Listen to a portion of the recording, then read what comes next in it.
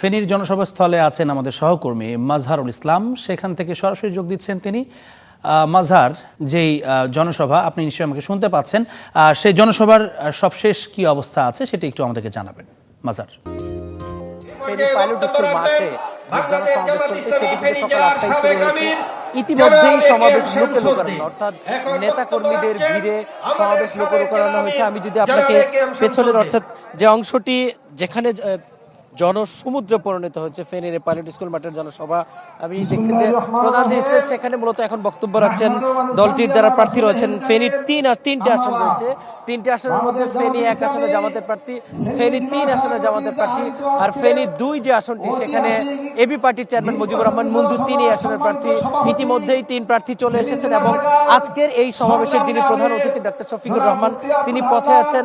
জনসমাবেশে উপস্থিত হয়েছেন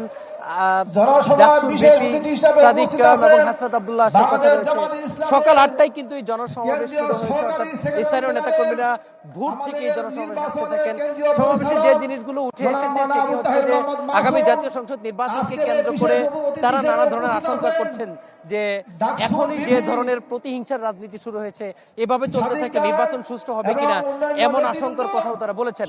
ফলে ফেনী এই পাইলট স্কুল মাঠের যে জনসভা, সেই জনসভাকে কেন্দ্র করে নেতাকর্মীদের মধ্যে যে ধরনের উচ্ছ্বাস এবং উদ্দীপনা আমরা দেখেছি, সেটি নতুন করে এই অঞ্চলের মানুষের আশা আকাঙ্ক্ষার জাগরণ তৈরি হয়েছে বলে তারা আমাদেরকে জানিয়েছেন। তারা বলছেন বিগত সময়ে তারা ভোট দিতে পারেন নাই, এবারের জাতীয় নির্বাচনে তারা ভোট দিতে পারবেন এবং তারা তাদের ভোটের অধিকার নিশ্চিত করতে পারবেন।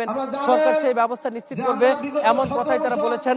এবং তারা বলছেন যে এই জাতীয় নির্বাচনের মাধ্যমে যদি হা ভোট জয়যুক্ত না হয়, অর্থাৎ গণভোট যদি জয়যুক্ত না হয়, তাহলে মানুষের আশা আকাঙ্ক্ষার যে প্রতীক, অর্থাৎ যে গণতান্ত্রিক বাংলাদেশের স্বপ্ন তারা দেখেছিল, সেই গণতান্ত্রিক বাংলাদেশের স্বপ্ন নিশ্চিত হবে।